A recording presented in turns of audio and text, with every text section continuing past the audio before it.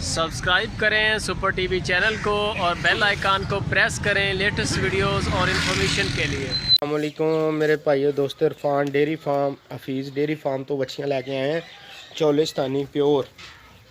यह देख सकते हो 2 साल सवा 2 साल 2.5 साल की उम्र तक बड़िया बड़िया प्यारियां क्वालिटी वालियां बच्चियाँ। यह देखो प्रिंट देखो, इन्हों के बड़े प्यारे प्रिंट ने माशाल्लाह। बड़ी प्यारी क्वालिटी वाली बच्ची लैके आए अज। ए मेरे भाई दोस्त दे सकते हैं। ब्राह्मण क्रॉस भी करा सकते हो, ये फ्रीजन क्रॉस भी करा सकते हो।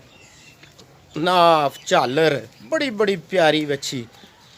ए कलर देखो, प्रिंट देखो, इन्हों के बड़े प्यारे प्रिंट ने। ए देख सकते हो।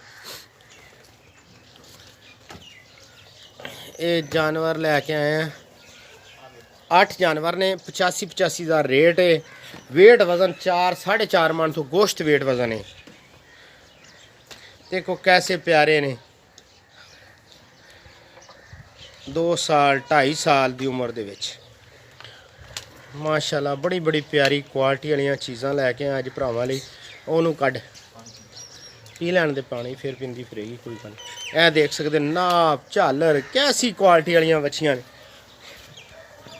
किसी भी मेरे भाई दोस्त नूं चाहिए होण उत्ते नंबर चलता होगा हफीज़ इरफान दा डेयरी फार्म तो। व्हाट्सअप नंबर भी वही है।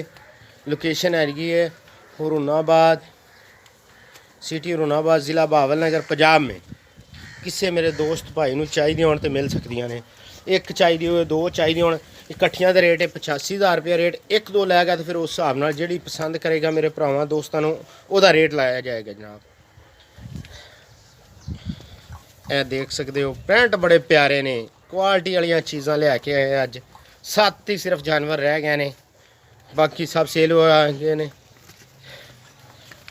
ए मेरे भाई दोस्त देख सकते हैं कैसियां प्यारियां चीज़ां माशाल्लाह क्वालिटी वाली चीज़ां ने।